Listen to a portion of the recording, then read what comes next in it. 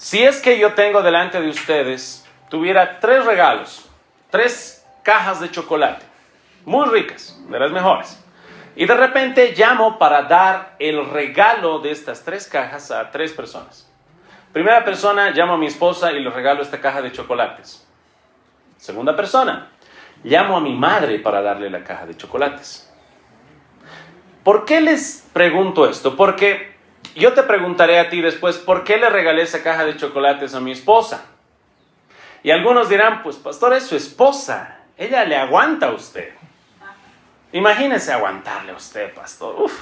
Nosotros le vemos en la iglesia, pero cuando su hijo se vomita encima de usted, no le vemos. Su esposa sí. Así que si usted le regaló eso, bueno, pues es su esposa. Luego te digo, le regalé otra caja de chocolates a mi madre. Y tú vas a decir, bueno, pues pastor, es que su madre le dio la vida. Una caja de chocolates no es nada. Está bien. Así que yo trato de ver, ok, entonces si yo regalo esta caja de chocolates a mi esposa, tú dices, pues es su esposa, le aguanta, le quiere, le ama. Le da esa caja de chocolates a la mamá le dio la vida. Tengo que buscar a alguien para ilustrarte la gracia de Dios, que es dar un regalo a alguien que no lo merece. Así que digo, ¿a quién puedo llamar para regalarle una caja de chocolates? Y tú digas, oh sí, realmente no lo merecía. Así que se me ocurre llamar a un enemigo mío. Así que lo llamo Alejandro.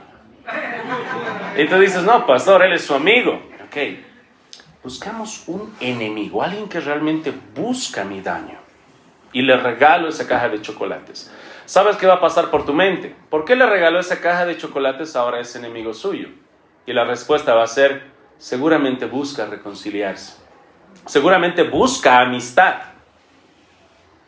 ¿Por qué te doy esas 3 ilustraciones? Porque ninguna de esas es suficiente para ilustrar la gracia de Dios, que es el regalo de un favor que Dios da, y la persona que recibe, el recipiente de esta gracia, no lo merece. No hay nada que hizo moral, carnal, espiritualmente, para que este recipiente lo merezca. No hay nada. En los 3 ejemplos que te puse de los 3 caramelos, chocolates, hay algo que el recipiente hizo. Con Dios no es así. El don de la gracia, cuando hablamos de la gracia de Dios, es el regalo que Dios da a ese recipiente que no lo merece para nada. Así que hoy, hermanos, vamos a hablar acerca de esta gracia de Dios, que no puede hacer nada este recipiente para merecer esto. No hay nada. Así que es limitante nuestros ejemplos terrenales y carnales que ponemos, pero así es con Dios. El pasaje que leímos el día de hoy es Romanos capítulo 3, verso 21 en adelante. El propósito es que nosotros, hermanos, vamos a conocer la gracia de Dios a la medida que conozcamos la justicia de Dios. O sea, les repito, vamos a entender la gracia de Dios en la medida que conozcamos la justicia de Dios. Debemos ser nosotros unos correctos conocedores de lo que es la justicia de Dios. El libro de Romanos, en el capítulo 3, verso 24 que leímos, dice así una vez más. Siendo justificados gratuitamente por su gracia. Ahí está. Gratuitamente por su gracia. Redundando que hay algo que se da de manera gratuita, gratuitamente. Pero hay un contexto y dice así, siendo justificados. O sea, hay una justicia, hay una justificación, y también dice mediante quién se realiza esta justificación. Mediante la redención que es en Cristo Jesús. Así que una vez más, conocemos la gracia de Dios a la luz de la justicia de Dios. Si queremos tener una correcta concepción de la gracia, tenemos que tener una correcta concepción de la. Es por eso que se presenta en esta definición de gracia de diferentes maneras. Te voy a presentar el día de hoy una manera de comprender. La justicia de Dios significa, en la justicia de Dios se te da el castigo que mereces, cumpliendo así toda justicia. En la justicia de Dios se te da el castigo que mereces, cumpliendo toda justicia. En la gracia se te da el beneficio que no mereces, cumpliendo toda justicia. Tengo que aclarar esto y tengo que repetirles. En la justicia de Dios recibes el castigo que mereces cumpliendo toda justicia. En la gracia recibes el beneficio que no mereces cumpliendo toda justicia. ¿Por qué les aclaro esto? Porque a veces se dice que la gracia de Dios simplemente es recibir lo que no mereces. Pero hay un problema con esa definición. Solamente decir que Dios en la gracia te da lo que no mereces no es muy exacto. Por ejemplo, si tú debes ir a la cárcel por 30 años y el juez está a punto de bajar su mazo y decir 30 años de cárcel, eso es lo que mereces, ¿verdad? Y el juez de repente dice, no van a ser 30, van a ser 60 años. Un rato, yo merezco 30, no merezco 60. Se te está dando algo que no mereces. Y no es gracia eso, es injusticia. Si tú debes $30,000 y se te cobra 60,000, pues no es gracia, eso es injusticia. Por eso mencionamos que se te da el beneficio que no mereces, ¿ya? Pero también ahí hay que aclarar, porque en la definición que les muestro es recibir el beneficio que no mereces cumpliendo toda. ¿Por qué hay esa última parte de cumpliendo toda justicia? Y es por esto. Imagínate el caso de un hombre que debe efectivamente $30,000, está delante del juez, la parte demandante, y el juez le da el beneficio que no merece a este pobre hombre y le dice, ¿debes 30,000? Sí. Bueno, pues baja el mazo, no debes nada. Y se va feliz. Recibe un beneficio que no merece, ¿sí o no? Sí. Pero ahora la parte demandante dice, ¿y mis 30,000? No, lo siento, le di un beneficio que no merece, así que te aguantas. Señor juez, usted es injusto. Le ha dado un beneficio que no merece, pero a mí nadie me ha hecho justicia. ¿Dónde están mis 30,000? En la gracia de Dios, te repito, se le da el beneficio que no merece, cumpliendo toda. ¿Quién paga esa deuda? Cristo Jesús.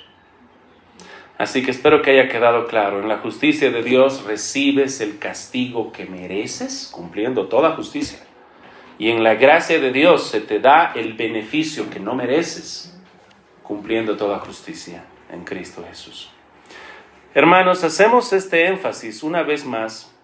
El mensaje se titula, bueno, no el mensaje, la serie de mensajes que estamos predicando en este tiempo es Fundamentos, para que vivamos una vida santa en medio de una iglesia que ha sido contaminada por un mundo corrupto. El punto es, hermanos, de que como tú conoces, de acuerdo a cómo tú conozcas la justicia de Dios, conocerás la gracia de Dios. Si no tienes una correcta concepción de la justicia de Dios, no vas a tener una correcta concepción de la gracia de Dios. Debes conocer lo que es justicia. Ahora, el gran problema es que la sociedad ha empezado a tener un mal concepto de justicia. No saben lo que es justicia. Y eso es lo que a ti y a mí nos han influenciado durante muchos años antes de que seamos cristianos. Y eso hemos traído a la iglesia. Y las iglesias han quedado contaminadas por ese mal concepto de justicia. Pastor, denos un ejemplo. Mes de abril, este mes, antes de que terminemos. 2022, Estados Unidos. Pastor, ese es un caso. Si tenemos que comparar corrupción en Bolivia, en Sudamérica, Estados Unidos, un país donde hay justicia parece que es Estados Unidos. Recientemente ha habido ciertas persecuciones a periodistas y de México, ¿sabes dónde se fueron? Pues a Estados Unidos. ¿Sabes qué sucedió en Nueva Jersey este mes de abril en Estados Unidos? Resulta que un hombre asesinó a su padrastro con 69 puñaladas. Le dieron 30 años de cárcel y este hombre, después de estar condenado 30 años, dijo, me declaro mujer. No soy hombre, soy mujer. En Estados Unidos, en Nueva Jersey, lo mandaron a la cárcel de mujeres. No se hizo ninguna operación todavía de amputación de miembros ni nada de eso. Lo mandaron a la cárcel de Estados Unidos de mujeres. Y en el mes de abril embarazó a 2 mujeres de ahí. ¿El mundo será que puede enseñarte qué es justicia? Estás viendo lo que sucede. El mundo no es capaz de enseñarte lo que es justicia. Te van a enseñar un concepto torcido de justicia. Te lo van a camuflar como si fuera justicia. Para los que conozcan en un futuro qué es justicia social en Estados Unidos, no es lo que dice el nombre. No es de que hay una justicia para la sociedad. No es eso. Tienen un torcido concepto de justicia, así como lo es planificación familiar según la ONU. Planificación familiar es bueno, aborto, eso es lo que promueven. Pero lo ponen con una careta bonita. Si no tienes un correcto concepto de justicia, no vas a tener un correcto concepto de la gracia. ¿Y para qué nos sirve la gracia, hermanos? Obviamente, no solamente para salvación, sino para que como cristianos vivamos gozosamente en la gracia del Señor. ¿Dónde podemos encontrar entonces, hermanos, si no es en la sociedad, ese correcto concepto de justicia? ¿Y saben dónde es? En la palabra de Dios. Nosotros vamos a adquirir un correcto concepto de justicia leyendo la palabra de Dios, estudiando la palabra de Dios, mañanas, en las tardes, los domingos en la iglesia. La palabra de Dios nos va a mostrar qué es justicia. Y eso va a hacerlo solamente la palabra de Dios. Hermanos, si ustedes tienen un mal concepto de pecado, van a tener un mal concepto de salvación. Si su amarteología o doctrina del pecado está mal, su doctrina de salvación o soteriología va a estar mal. Y eso es lo que el mundo hace también. Hay pecados que la Biblia nos muestra claramente como pecados condenables que el mundo los acepta. Y si tú dejas que eso se infiltre en tu corazón, no vas a pensar del pecado justamente como la Biblia dice, y eso va a afectar en qué es salvación para ti. Lo mismo con el tema de la justicia. Así que entonces, hermanos, ¿dónde tenemos que acudir para saber qué es justicia? En la televisión, no. Hay injusticia por todo lado. En la palabra de Dios. Por eso es que tenemos que leerla. Por eso es que el Antiguo Testamento es sumamente importante. Cosas que el mundo va a estar criticando, que el mundo va a estar diciendo, esto es injusto. Tú tienes que ver la palabra de Dios y ver la completa justicia que hay en esto. Críticas. Una vez le preguntaron a un teólogo muy famoso que ustedes conocen, Dios, ¿por qué fue tan severo con Adán y Eva en el huerto del Edén? Este teólogo, que se lo caracteriza por ser un buen maestro y muy paciente, se enojó. ¿Por qué Dios fue tan severo con Adán y Eva? Ellos cometieron traición contra el Creador, dueño y propietario de todo el cosmos. Y su castigo fue severo. ¿Qué merecían ellos, hermanos, según la palabra de Dios? Muerte, no solamente espiritual, física, completa, infierno eterno. ¿Y qué les dio Dios? Gracia. ¿Hubo una muerte espiritual? Claro que sí. Continuaron viviendo muchos años más. Tuvieron hijos también. Recibieron gracia y salvación a través de Cristo Jesús viendo en un futuro. Vemos el tema del arca de Noé o el diluvio. Vas a encontrar personas que van a clamar que Dios es injusto porque destruye todo. Se salvan 8. Noé, sus hijos, con las esposas de sus hijos, obviamente. Y van a empezar a decir, Dios, ¿cómo va a cometer semejante genocidio? Matando hombres, mujeres, niños, ahogándolos. Pero son estos mismos hombres que acusan a Dios. Que, a ver, hagamos un pequeño análisis. Tú le preguntas a ese hombre crítico de Dios que le acusa de genocida, que por qué ha matado a toda la creación en ese tiempo, y le preguntas, ¿te gustaría vivir en Estados Unidos? Claro que sí. El país de las oportunidades. Una visa de trabajo, ciudadanía, claro que sí. Resulta que Estados Unidos envió una bomba atómica, no sé si se acuerdan. El avión en el cual iba esa primera bomba atómica que explotó se llamaba Enola, en honor a la madre del piloto. Y cuando cayó esa bomba, ¿a quiénes mató? ¿Solamente a soldados? ¿Mató a hombres, mujeres, niños, miles y miles de personas? Pregunta, ¿al presidente que dio la orden de mandar esa bomba atómica lo metieron a la cárcel? Al piloto que llevó la bomba atómica y cayó y detonó, ¿qué le hicieron? ¿Cuántos años de cárcel le dieron por genocida? Le dieron la medalla al mérito, la cruz de meritoria. Resulta que ahora para un propósito de ganar una guerra, con razones torcidas por ahí, no torcidas, buenas, mezcladas y turbias, se premia esa destrucción masiva. Pero cuando el Dios justo, santo, con cero de impureza, da un juicio justo a toda la creación, porque la paga del pecado es la muerte, y toda la creación estaba en pecado, resulta que le acusan de genocida. El mundo no sabe lo que es justicia. Y podemos andar así, verso tras verso, acusación tras acusación. Nosotros aprendemos lo que es justicia leyendo la palabra de Dios. Y cuando tú leas la palabra de Dios y veas lo que es justicia y choque con tu concepto de justicia, ¿quién va a cambiar? ¿Vas a cambiar tú o va a cambiar Dios? ¿Será que tú le puedes enseñar a Dios lo que es justicia? Todas las cosas que tú das es por alguna razón y conveniencia, propósito. Dios no necesita de nada. Cuando Él da un don, el don de gracia de Dios, ya sea para salvación, es porque no hay nada en la otra persona que Dios requiera. Incluso en sus enemigos, Dios no necesita reconciliarse, Dios no los necesita a ellos. Su gracia es genuinamente por su pura voluntad, no hay nada en el receptor. ¿Dónde aprendemos entonces, hermanos, lo que es la gracia de Dios? ¿Dónde aprendemos lo que es justicia? Vamos ahora a otro pasaje, hermanos. Proverbios capítulo 2, solamente para reforzar este concepto. Proverbios capítulo 2, verso 1 dice: Hijo mío, si recibieres mis palabras y mis mandamientos guardares dentro de ti. El papá y la mamá van a dar consejos a sus hijos. La palabra de Dios nos muestra todo esto. ¿Para qué se requiere toda esta sabiduría? Y en el verso 9 dice: entonces, hermanos, prestando atención a la palabra de Dios, entonces entenderás justicia, juicio y equidad. Y todo buen. Entonces, hermanos, una vez más recapitulando, es la palabra de Dios. No dejes que el mundo te enseñe lo que es justicia. Repasando, no dejes que el mundo te enseñe.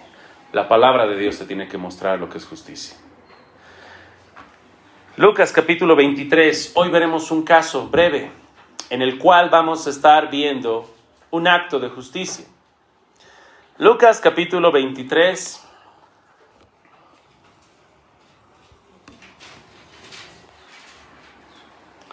Verso 39, dice la palabra de Dios así, hermanos.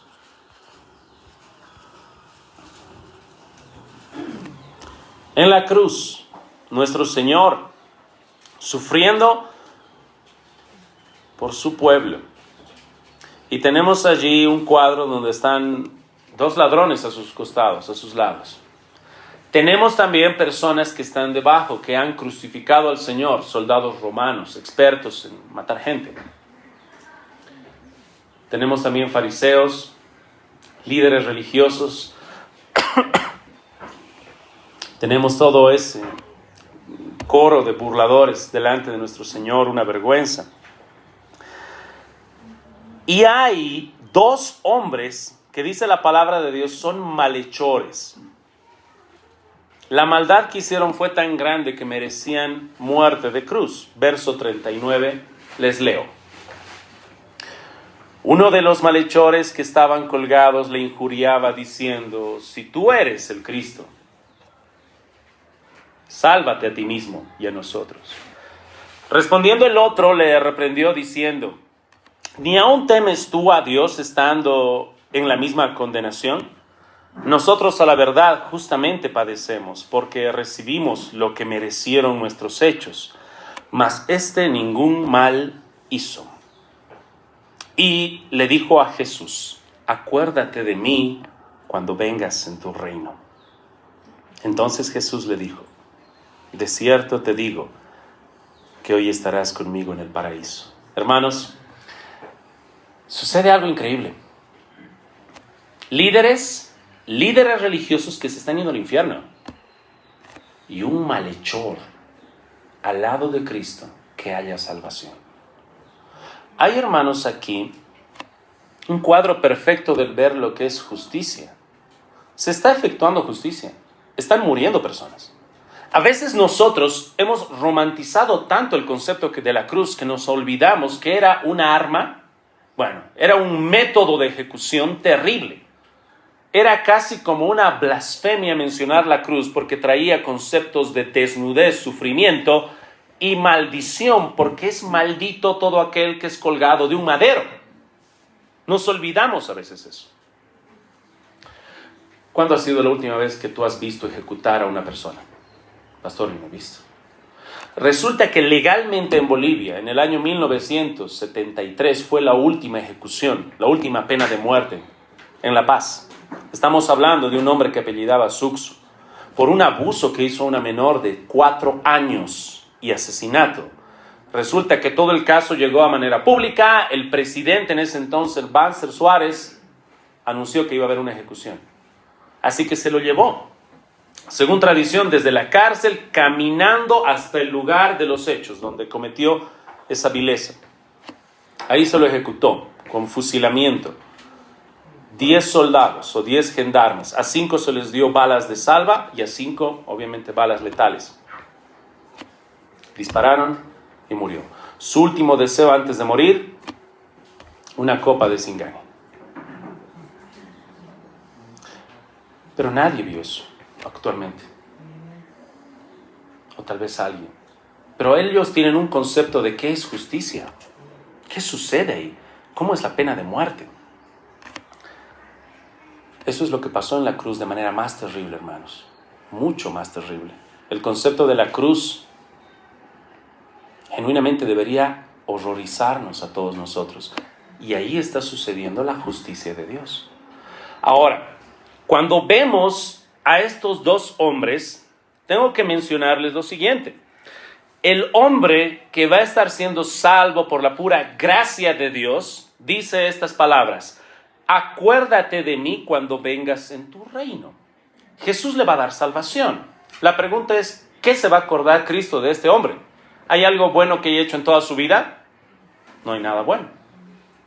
Está en una cruz, pagando pena de muerte. ¿Qué de bueno hay en este hombre para que haya dicho acuérdate de mí? ¿Acuérdate de qué? ¿Hizo algo bueno? Después de creer se bautizó, hizo discipulado, los 5 pasos, ¿algo? Nada. ¿Fue salvo solo por? Acuérdate de mí es una mención a la misericordia, al arrepentimiento y a la fe que tenía. Cuando dice el texto así, acuérdate de mí cuando vengas en tu reino, le está declarando como rey en medio de la cruz. Recuerda bien esto. Cuando todos los enemigos de Jesús lo ven en la cruz, lo último que se les ocurre es que es un rey. Se burlan. ¿Dónde está? ¿No que eras rey? ¿No que eras el Mesías? ¿Salvabas a otros? ¡Sálvate! El lugar donde menos puedes imaginarte que está un rey es en la cruz. Y ahora el ladrón, o este perverso malhechor y ladrón, le mira a Jesús y le dice, acuérdate de mí cuando vengas en tu reino. Hay fe, hay arrepentimiento, hay un clamor por misericordia. Y Dios le da esa misericordia. Así que, hermanos, no importa el pecado tan grande que haya sido cometido, terrible, asqueroso, en el último momento de vida, si clamas genuinamente, con un corazón arrepentido, Dios te puede ofrecer salvación. Y aquí hay que tener cuidado porque algunos dicen, entonces yo voy a vivir mi vida a un poncho, voy a hacer lo que yo quiera y antes de morir me voy a aceptar al Señor. Hay un gran problema con eso. Lo que estás queriendo hacer es estafar a Dios, engañar a Dios. ¿Alguien puede engañar a Dios? Recuerda que no es hacer una oración lo que te salva, es una fe genuina. Este malhechor tuvo esta fe genuina. Y aquí entramos a un tema muy importante. A ver, acompáñenme en este pensamiento antes de que avancemos. Cuando hablamos nosotros, hermanos, de salvación, decimos que la fe sola salva. ¿Amén? A ver, vamos a mejorar el amén. Cuando hablamos de salvación, mencionamos que la fe sola salva. ¿Amén? Amén. Bien. Si la fe sola salva, la gran pregunta es, ¿dónde se origina esta fe? ¿Dónde se origina esta fe salvadora?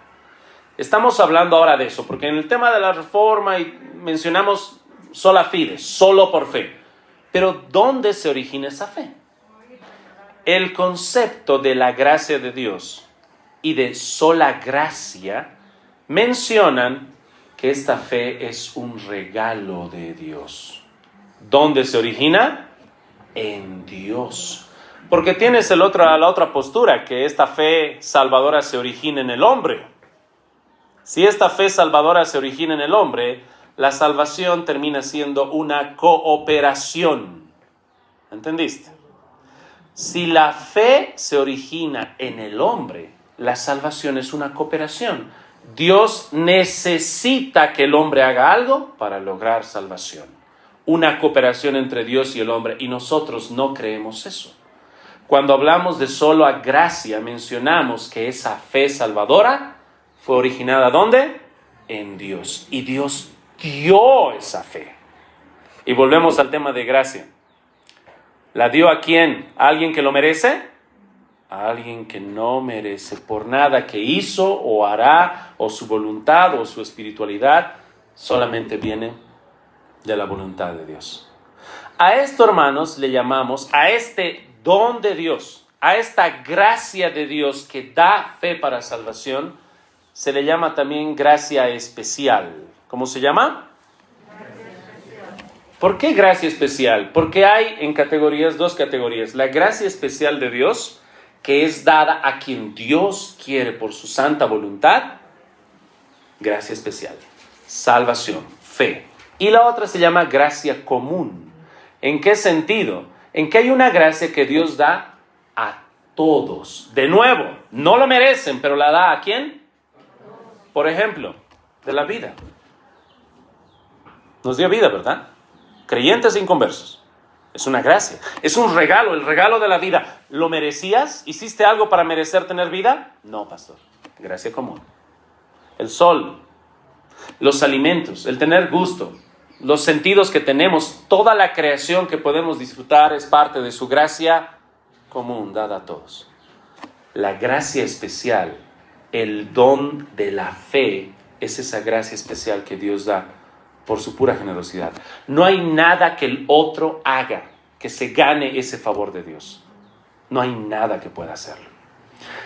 Para esto, hermanos, viendo el caso de este hombre no había nada que pueda hacer. Toda su vida era corrupta, era igual que del otro malhechor. Si fue salvo, fue solamente por la gracia especial de Dios, que le regaló fe para que este hombre pueda creer. No fue el aporte colaborativo de este malhechor, que ahora Dios va a estar en el cielo con este hombre malhechor y él va a decir, trabajamos juntos para lograr esto. Fue solamente la obra de Dios. Cuando estaba en la universidad pasando algunas clases de física, me enseñaron el concepto de monergismo y sinergismo. Para enseñarme ese concepto pusieron un bloque en la pizarra. En este bloque pusieron a una persona con una cuerda tratando de jalar el bloque. Y dijeron, he aquí monergismo. Uno está tratando y esforzándose, poniendo su esfuerzo para mover este bloque.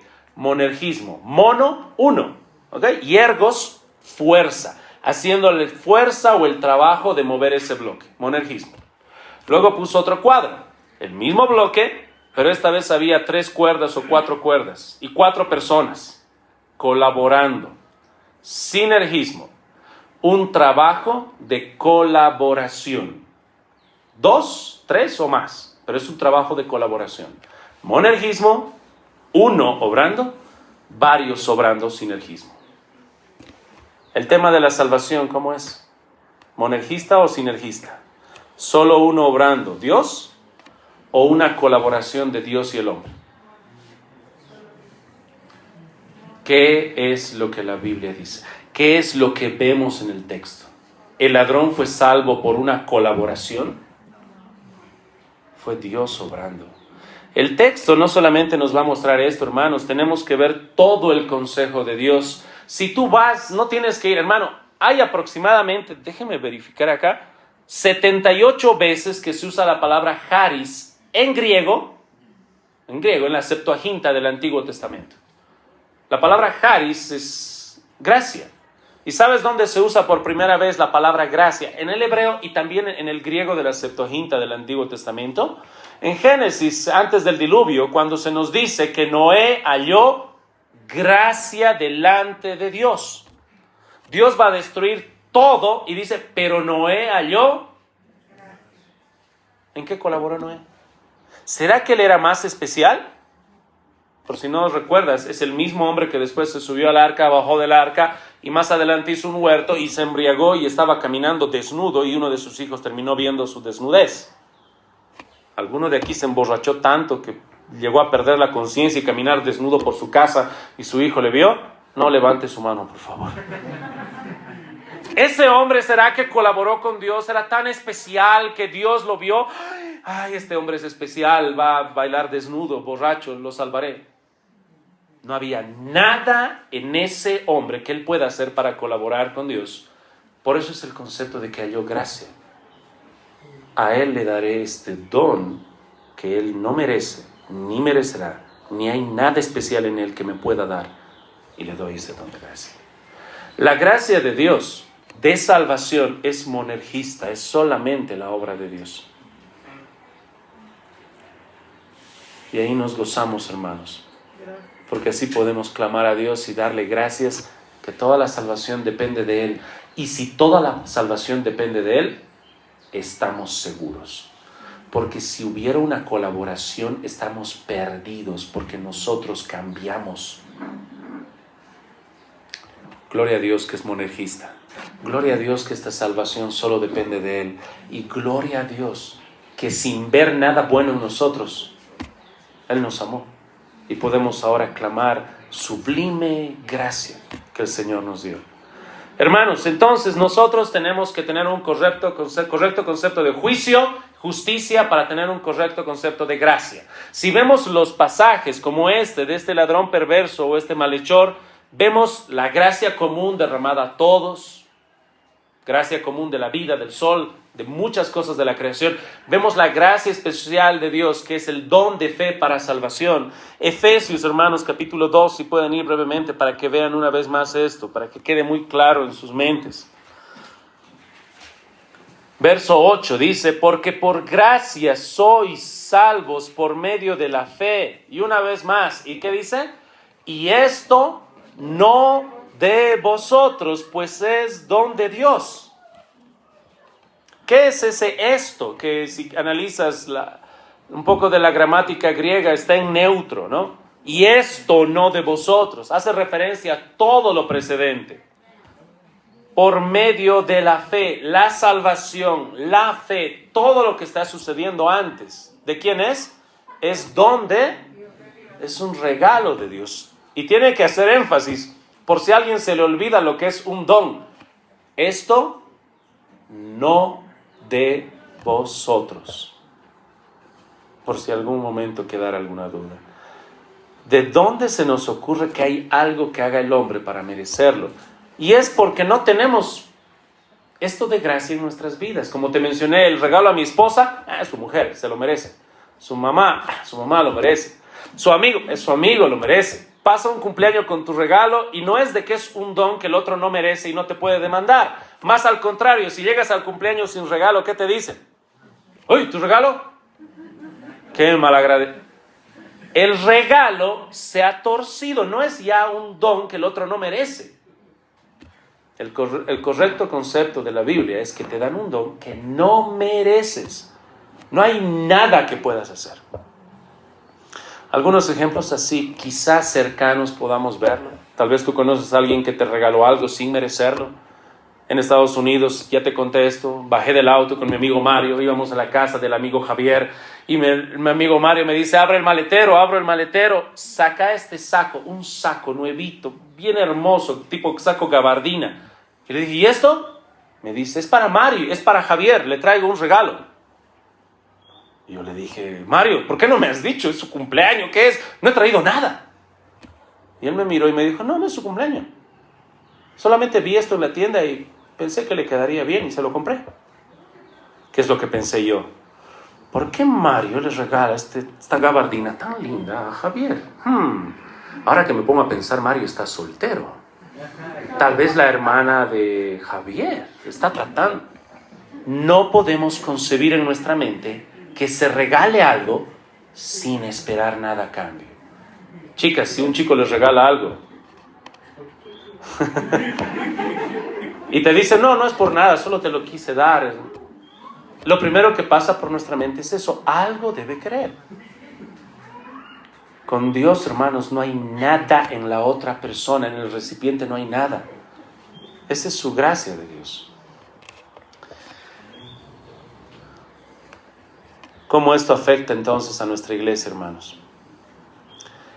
Nuestra iglesia tiene que ser un lugar donde hay una correcta concepción de justicia, para que hagamos justicia, para que juzguemos las cosas que suceden, hagamos justicia, seamos un ejemplo de justicia, vivamos lo que es justicia y así comprendamos mejor lo que es gracia. La palabra de Dios nos va a mostrar lo siguiente para terminar, hermanos. 1 Corintios capítulo 6. Mira el gran problema que hay, el lugar donde tiene que habitar la justicia, un justo juicio. La iglesia del Señor, donde tiene que haber una correcta concepción de justicia para que haya una correcta concepción de gracia. La palabra de Dios en el libro de 1 Corintios capítulo 6, Pablo dice así a la iglesia: ¿Osa algunos cuando tiene algo contra otro ir a juicio delante de los injustos y no delante de los santos? ¿O no sabéis que los santos han de juzgar al mundo? Hermanos, la iglesia en Corinto tenía problemas entre hermanos y en vez de acudir a la iglesia, los pastores, los diáconos, los oficiales de la iglesia, la misma iglesia para solucionar problemas, la iglesia en Corinto se le ocurrió la brillante idea de: tengo un problema contigo, te voy a demandar con autoridades civiles injustas, sin Cristo. Y buscaban justicia en litigios legales entre hermanos. Y Pablo les exhorta: ¿por qué van a injustos, a inconversos, a que les solucionen sus problemas? ¿No debían venir más bien a la iglesia? Y les repite: ¿no saben acaso que nosotros, la iglesia, los creyentes, hasta dice algo que llama la atención a todos, hemos de juzgar a los ángeles? Continúa la narración.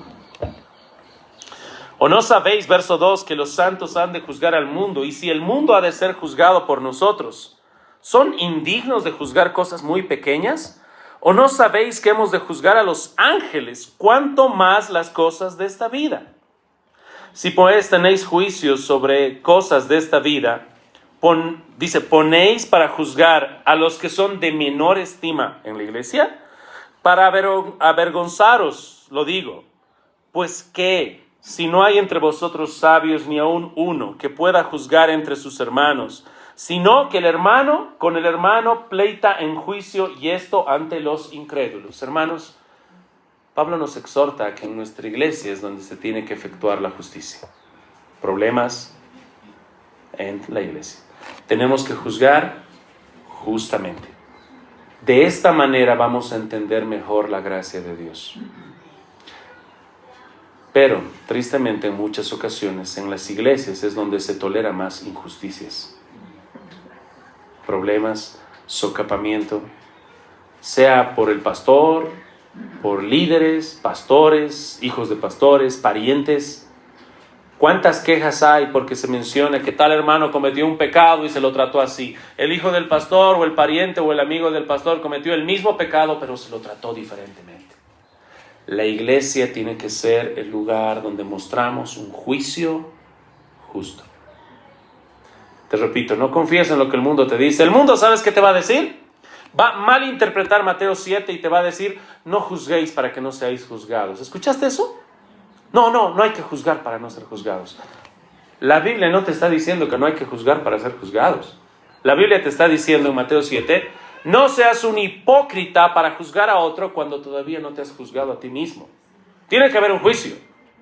Arrepentite, cambia, saca primero la viga que hay en tu ojo, y entonces podrás juzgar a tu prójimo. Así que, hermanos, sí, la Biblia nos manda a juzgar con justo juicio, sin hipocresía. Pero tenemos que hacer esto constantemente en muchas áreas. Este justo juicio debe efectuarse, hermanos, en el hogar, en la familia, con las esposas, con los esposos, con los hijos y en la iglesia.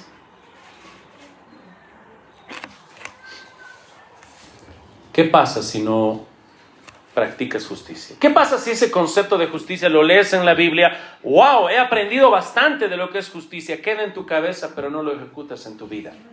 No lo ejecutas en tu familia y en tu iglesia. Va a tener un efecto sí o sí en cómo tú disfrutas de la gracia de Dios diario. Algunos se preguntan, ¿por qué perdí el gozo de mi salvación? No soy tan gozoso, eso de sentirse tan feliz. Quizá porque te estás deleitando en el pecado y no estás haciendo justicia. Tenemos que ser justos jueces, hermanos, en nuestras vidas. Pueden variar varias cosas. No te voy a dar muchos ejemplos, hermanos. El más breve, cuando hablan mal de alguien, o de mí, o de ti, o de alguien. Primera lección, hay que escuchar las dos versiones. Hay más de una versión. Un pastor amigo decía, cuando me dicen algo de otro hermano, el 50% no le creo. Y el otro 50% lo pongo en duda. Tengo que escuchar a la otra persona más. Eso hace un juez justo. Eso hace también un papá justo. Cuando se quejan dos hermanos, escucha a uno, ¿y qué tiene que hacer? ¿Castigar al otro? No, escuchar al otro. Escuchar y tomar un justo juicio. Si no haces eso en tu casa, ¿cómo lo vas a hacer en la iglesia? Así que, hermanos, tenemos que aprender lo que es justicia de la palabra de Dios, y así vamos a tener un correcto concepto de gracia, deleitarnos en ese concepto de gracia, vivir esa gracia de Dios. Queridos hermanos, terminando, recuerden que el nombre de nuestra iglesia, ¿cómo se llama? Gracia y verdad. ¿Por qué se llama gracia y verdad? Hay personas, hay iglesias que llegan a corromperse tanto que toman la gracia como una hipergracia, que ahora es licencia de pecar, y dicen la gracia de Dios. El hermano está viviendo en pecado, el otro hermano está viviendo en pecado, problemas, pleitos, con que diezmen felices los pastores, caen en corrupción. ¿Y qué sucede? Han caído en un libertinaje. Su gracia no es gracia genuina, es una gracia barata, es una tolerancia al pecado. Eso está mal. Y hay otros extremos. Una verdad y juicio sin gracia, que se llega hasta el extremo de ser legalistas. Esto es pecado, eso es pecado. Al final todos son pecadores. La iglesia es la única reformada, la única que no se junta con nadie porque son los únicos santos, y dibujan el círculo tan pequeño que ni siquiera ellos entran ya dentro de ese círculo y caen en un legalismo, reglismo, que no es sano, como los fariseos. ¿Por qué nuestra iglesia se llama entonces gracia y verdad? Porque Cristo, según Juan capítulo 1, vino aquí lleno de gracia y de... Tenemos que juzgar con justo juicio y con gracia, mostrando también el perdón. Así como Dios nos perdonó a nosotros, nosotros podemos perdonar a otros, en base al arrepentimiento y la obra de Cristo. Hermanos, oremos, pongámonos en pie.